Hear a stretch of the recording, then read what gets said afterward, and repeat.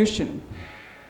When something is blocked, you need to unblock it. When your liver is choked with all these toxins, you need to remove that. If you don't remove that, none of the diets that you've ever heard of in your life, eat every 2 hours, ketogenic diet, Atkins diet, high protein, whatever diets you've heard of, nothing will work if your liver is choked. The whole organ, your washing machine is not working. You put the best of clothes, American clothes, European clothes, it's not going to work. Machine is not working. So you need to detoxify. It's very simple logic. You need to detoxify. Once you detoxify, automatically all the diets start working on you. So it's not which diet to follow, it is how to do it, which we teach you at Health Total. So detoxify and rejuvenate. Rejuvenate means you need to take the sulfur-rich food, the methylation cycle has to be proper, you need to take anti-inflammatory, alkaline diet. So we guide you on all of that. And then you nourish the body with the proteins and the fats and in the proper ratio, carbohydrates. Once your body is in a state of balance, it is in a disease-free state. So there is only one effective way to lose weight. So I've just explained it, but I'm going to go into more detail maybe. So you begin with detoxification. That is the only way, no matter which diet you follow. You can do it on your own. You don't have to go and join any place. But when you do a detox, you will start moving. The scale will move. Otherwise, it will not move. You just start eating less, you start fasting, it's not going to move. You have to detoxify. And what do you have to detoxify? Liver, colon, kidneys, blood, lungs, all of these things. How do you do it? There's very potent Ayurveda. That's a 6,000-year-old therapy. Panchakarma, you must have heard. So we don't do Panchakarma, but we do something that is as effective as Panchakarma, with an easier way. It's called modern Ayurveda, because Panchakarma you have to go and stay there and do all those therapies, right? So this is the heavy metals that I was talking about, a little thing on heavy metals. So like for instance, lead. Lead you get from lead water pipes. When you fill petrol, you're breathing in lead from the fumes. You jog on the road, you're getting lead from there. Cosmetics, lipsticks, perfumes have a lot of lead. So we are getting a daily dose of lead. Cadmium is there in all the plastic lined milk cartons, the juice cartons. There's cadmium in all of soft drinks, cans, there's cadmium. So there's a daily toxicity of all of these things. Mercury is there in all the big fish. If you're a fishitarian, you eat a lot of fish. Big fish have a lot of mercury. The small fish don't live long enough. They're smaller in size, so they don't collect so much mercury, like pomfret, like shrimps, like bangla, like mackerel, bombil, all these fish. They're tiny. But the big fish like rahu, surmai, they have a lot of mercury in them. And this mercury, lead, arsenic, collects in our body and causes headache. You don't know why you're getting migraines suddenly, allergies, body aches and pains, mood swings, even asthma, breathing problems, allergies, things like that. We all drink from these styrofoam cups. You must have, at an airport or somewhere, you must have had tea or coffee in this, right? Now, apart from coffee and tea, what you also get is the styrene, which is a toxin. It's got phthalates. Phthalates are added to plastics so that they can change their shape. And these phthalates are more toxic to our bodies than pesticides. Now the beauty, or I think the bad point about the phthalates is they don't stick to the material they're added to. They leach out into the milk or the juice which they are supposed to protect.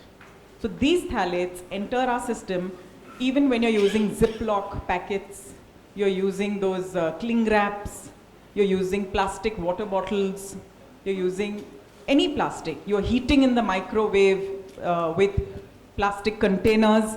So the phthalates, they enter the food, and through the food they enter our system. And what do? They disturb your hormonal balance completely. So low testosterone in men, low progesterone in women. These are common problems that this plastics and everything is creating. So we have to be aware of that, and as far as possible, throw the plastic out. You don't want to use plastic anymore. So what do?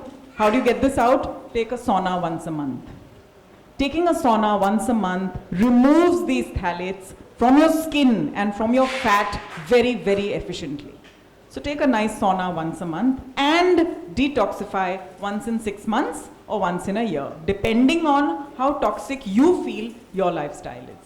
And a good detox program takes about 2 months. You may not wish to lose weight, but you may wish to just detoxify, right? So this is how you do it. Then you rejuvenate with, so it's not just detoxification, because now you need to rejuvenate and nourish the system with adequate sulfur-rich foods, adequate glutathione, adequate anti-inflammatory diet, alkaline diet, and balance your system, because the hormones will get balanced in that case. So I've just written all about balance. Basically, any program should help you to reduce body weight and increase energy at the same time. So unless you don't detoxify, your energy increase and immunity increase does not take place. So this is some of the observational studies that we have done at Health Total. So we use an integrated approach, which means we use advanced nutritional therapies, specific nutrients, vitamins, minerals, Ayurveda, exercise, stress control. And so this patient came in with hypertension, uric acid, high triglycerides, and high body weight. So after 6 months, these were the results. Blood pressure, and this is without medicine, means no allopathy. 150 by 100, 130/90 without medication. Uric acid from 11.9 to 8, blood urea nitrogen also improved, and body mass index from 36 to 27. So there is a huge reduction without using any drugs. You can see total cholesterol 238 to 197 without any statins, without any drugs. So which is really toxic to the body. Triglycerides from 207 to 128, which is a fantastic reading. Also, what the whole detox rejuvenation program does is it changes your body composition. So there's a little busy slide, so I just want to explain to you. So we have taken 25 patients, because for any research you need minimum 25 patients to prove your point. So we're taking 25 patients. Now each of them, we weighed them before and after the program. We checked their body fat percentage. So you should not lose water weight or bone weight or muscle weight. So we checked whether they have lost fat, body fat percentage, BMI, waist circumference, waist hip ratio. So these were the parameters we checked. And in that, as you can see in each and every one, let's say Mr. VS, the second one, 96.8 came down to 81. Body fat came down from 43 to 21. Tremendous reduction in body fat. BMI from 32 to 27, waist circumference 125 to 81, and waist hip ratio was toxic at 1.2, came down to 0.9, which is perfect for men. So this just goes on. So there are 25 patients I've just put. These parameters improve with this much of fat loss. So the HbA1c, you're all aware, glycosylated hemoglobin, that also goes down. Blood pressure goes down, triglycerides also improve. So what is the key message? That the use of integrated approach, okay, helps not only in reducing weight, but also improves body composition, very important. Helps in pain management, improving health status, energy, immunity of most of the subjects, and brought about a sense of well-being, which means you should feel fantastic at the end of the program and not weak and tired and low immunity and looking sad. So this is what it is. And what do we do? How do we do it? This is what we use. Therapeutics is exercise, nutrition, sleep management. In case people don't get sleep, we use a lot of Ayurveda to help them to sleep better. There are a lot of Ayurvedic herbs which calm you down. Stress management, very important part of managing the body weight, because all the hormones go awry. If you're stressed, you're not going to lose weight. So we help you with that. Detoxification, herbal medicines, these are the procedures that we use. Benefits of walking, I'm sure everyone knows, but what it also does, it reduces clot formation in the system. So it's very important to begin a half an hour to 40 minutes walk on a daily basis. Sitting is supposed to be the new smoking, in the sense that when you sit, most of us sit for long hours in office and at home and things. So it is said that even if you walk for 1 hour, it's not going to offset the effect of 7 hours of sitting. So what do? Every 1 hour, get up for 5 minutes at least, just move around a bit, come back, sit down, and then go through your day. It's going to reduce atherosclerosis, plaquing of your arteries, And people who sit for more than 23 hours a week are at an increased risk of heart disease. So try not to sit too much. Try to be physically active and do your own work so that it benefits you. So it's not only just health, it helps beauty, because health is the foundation of beauty. So these are all the contestants and how they did the detox juices. So we just clicked a few pictures. You won't even recognize some of them. Actually, the picture's not clear. Here's Priyanka. Where is my cursor? Here. I don't know if you can. She looks very different now. This is, of course, Lara Dutta. They all look different now. So when Lara won the crown in 2000, we wrote, universally, good health is the foundation of beauty. Because she was Miss Universe at that point, and she was totally on the program for a year before that. So it's not only Lara, normal people also look lovely. Look at this lady, she's completely changed what she is and how she changed her looks. So she lost not only her body mass index, 29 to 22, body fat percentage from 42 to 32, waist circumference of course came down, waist hip ratio comes down, and she looks fantastic. I mean, what a change it was. So we thought we'll just put it across. Lots of other patients. Now we'll come to some interesting facts, which probably some of you know, some of you don't.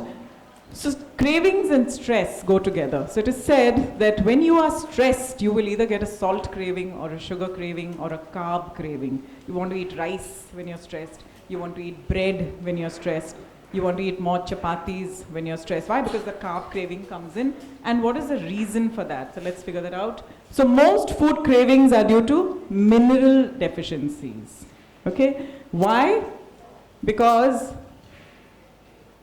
when you're firstly deficient in minerals, even the vitamins are not absorbed. They're interlinked. You cannot, if you're taking a B complex every morning and you're stressed and you don't have adequate minerals in your system, that B complex is not going to be fully absorbed. You'll still be tired after the B complex. So what is the thing? A salt craving is due to lack of minerals. So sugar craving is because of carbohydrates.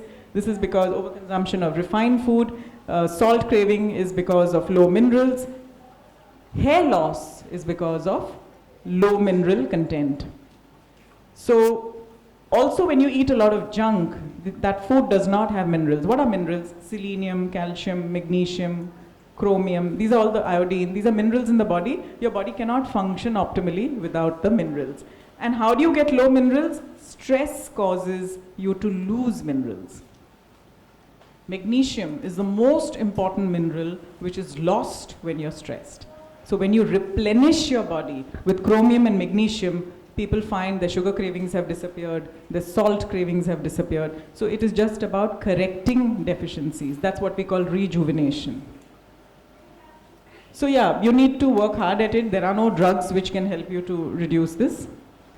This is an important formula you need to understand. So when the body mass index is high or when you're overweight, your insulin sensitivity is low, which means you will react to carbs. You will gain weight with carbs. And therefore, insulin resistance is high. And that leads to metabolic syndrome. It's an important equation. One needs to ponder over that. And when you lose any type of fat, the visceral fat, all types of fats reduce. So we don't have to worry whether we are losing visceral fat or not. You are losing if you're losing total body fat in a certain manner. Also, when your body is acidic, yeah, we take you to the beginning of the thing. When I spoke about your body is acidic, your adiponectin levels are low. Adiponectin is a hormone which makes you feel full. But when your pH is low, your adiponectin is also low. So you feel hungry all the time. When you're stressed, therefore, you feel hungry all the time. It has a direct correlation with adiponectin. Adiponectin is the hormone you want because it makes you feel full.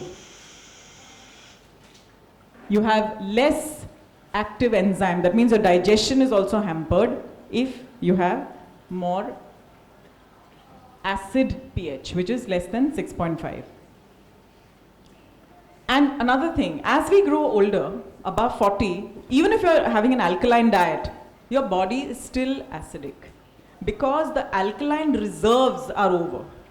So you need to replenish it with more vegetable juices and more alkaline stuff. So it's important to know that most people over 40 are acidic because they eat firstly too much dairy, coffee, carbonated drinks, all of that, as well as aging itself causes, there's a significant decline in alkaline reserves from age 20 onwards. At 40, the decline speeds up significantly. So energy excess, which means just eating too much, energy excess leads to inflammation, and inflammation leads to excessive hunger. Inflammation leads to diabetes. Inflammation leads to heart disease and hypertension. So just eating excess causes all these problems. Yeah, the food pyramid actually, I want to tell you. So this is another picture you must imprint in your mind. How do you eat? How should your plate look like? 50% of your plate should be fruits and vegetables. 50% of your plate should be fruit and vegetables.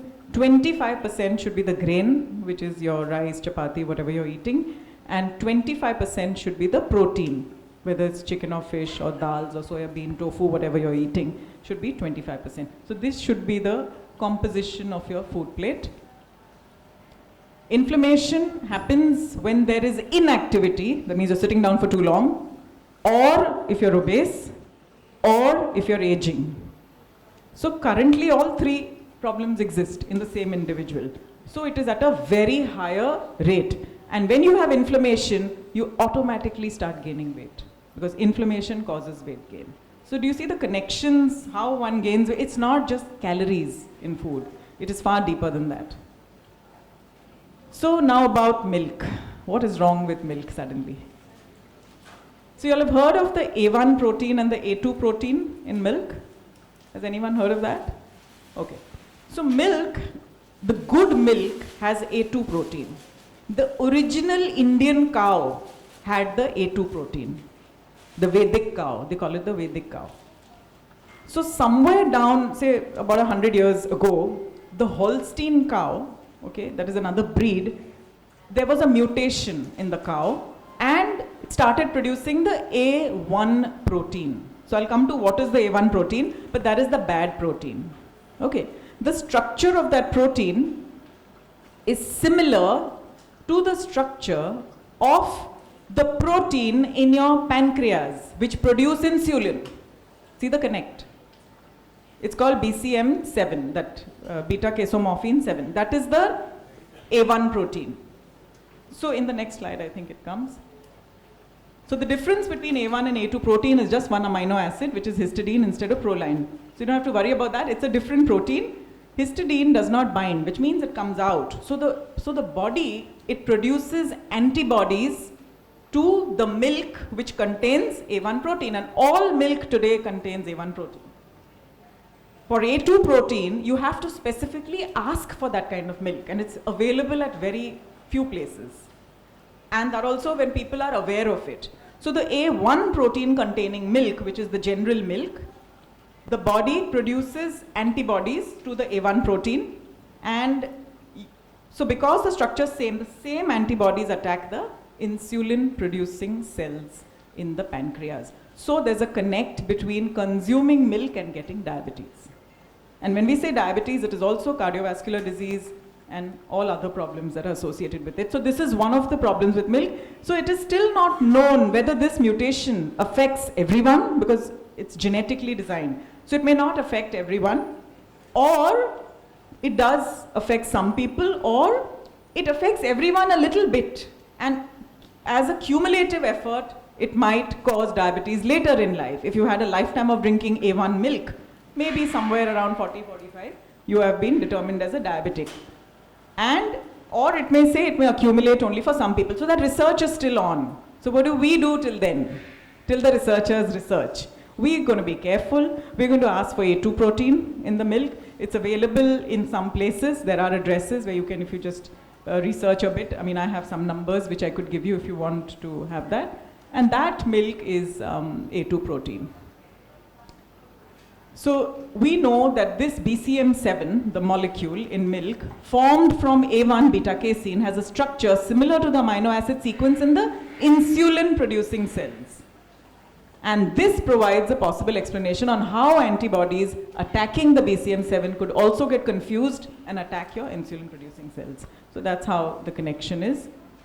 So the milk that does not contain the A1 is A2, which is the healthy milk. Okay? So let's summarize. Health is much more than just body weight. However, achieving ideal body weight is the first step to achieving good health. So it's important for you to know that. Measuring your waist circumference to know presence of visceral fat. So you can go home, measure the waist circumference, see if there's an issue. There, you or your family members, doesn't have to be, you may be slim.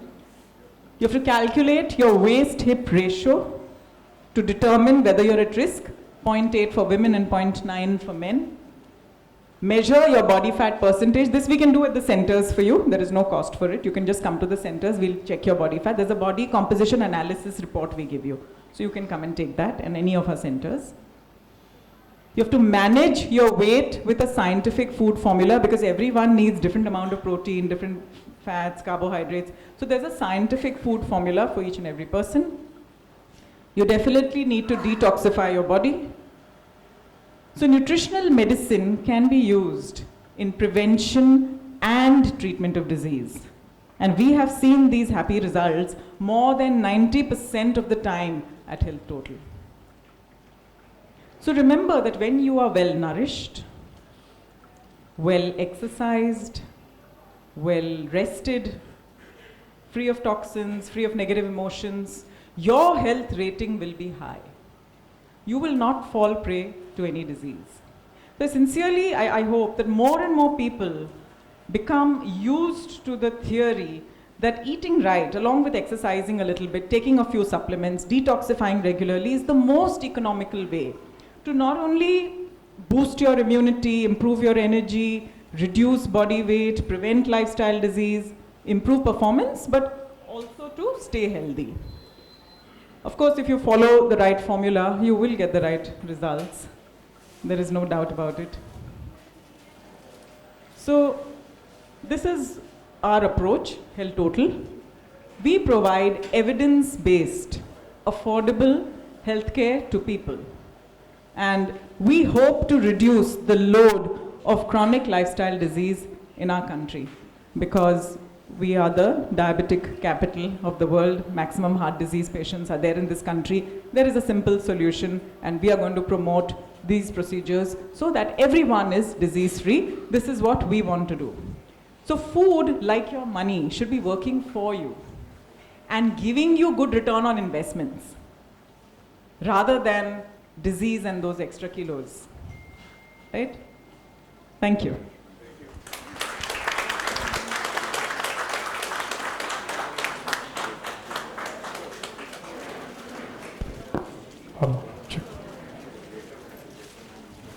Test. Yeah. Please sit down.